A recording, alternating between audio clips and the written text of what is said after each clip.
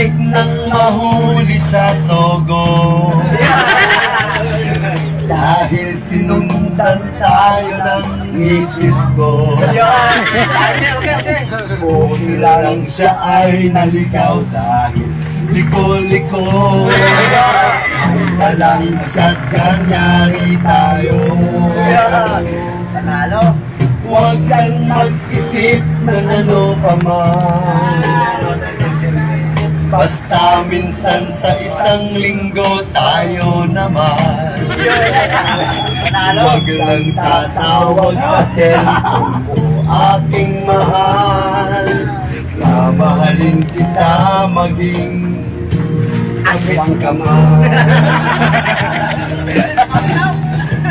Mahal kita, ngunit sikreto lang. Iniisip nila ay chismis lang, huwag pakinggan. Mahal kita maging kapit ka man.